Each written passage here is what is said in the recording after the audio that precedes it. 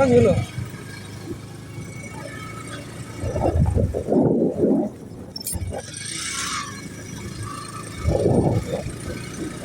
নিচে এলাকায় চলে আসে।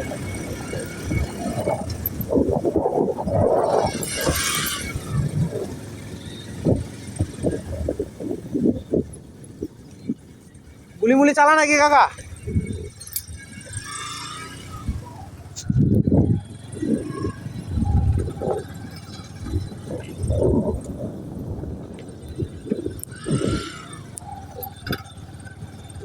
ভুট্টাগুলো টুকাতে আমি এনে 2টা বোতল পানি নিয়ে এসেছি আর গাঁদা নিয়েছি। এই জায়গায় সোজা হয়ে যে সামনেটা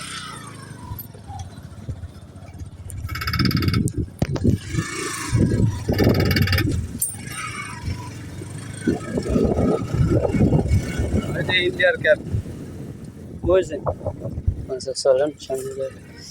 ব্রেক দিব, হ্যাঁ ছায়ার মধ্যে ব্রেক দিব। ছায়া গাড়িটাই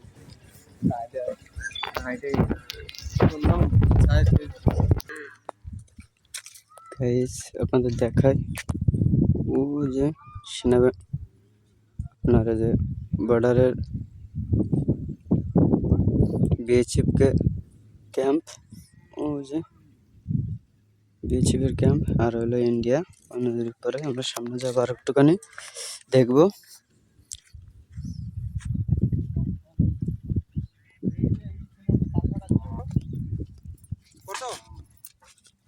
রাকিব বেশি সামনে যাও না, গুলি মুলি মারা দিতে পারে আবার।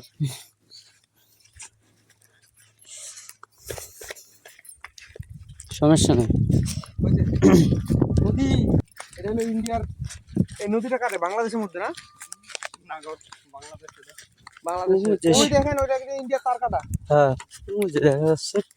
আর ওই বর্ডারের সাইড দিয়া ইয়ে আছে, মানে বর্ডারের সাইড দিয়া রাস্তা আছে, পাকা রাস্তা ইন্ডিয়ায়। ওরা ঘুরতে পারে, আমাদের এদিকে তো নাই না। আমাদের এটাও করার দরকার না রে। এই নদীর কুল দিয়া রাস্তা বানানোর দরকার। চাপাতের মধ্যখান দিয়ে তার কাটা, চাপাতের ও যে ভিতরে তার কাটা মিডিলে, ওইটা বাগানের মিডিলে ওইটা।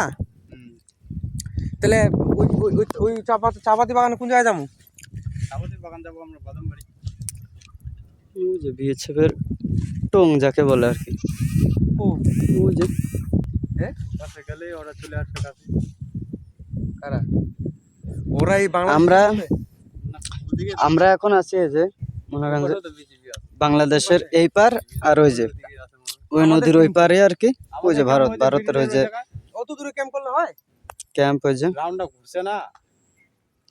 ও মানে ওদিক দিয়ে ইন্ডিয়া এমন করে ঘুরছে। ওই যে তার কাটা দেওয়া রয়েছে, ওই জমিনে তার কাটা দেওয়া রয়েছে ঘুরে ওই পাশ দিয়ে।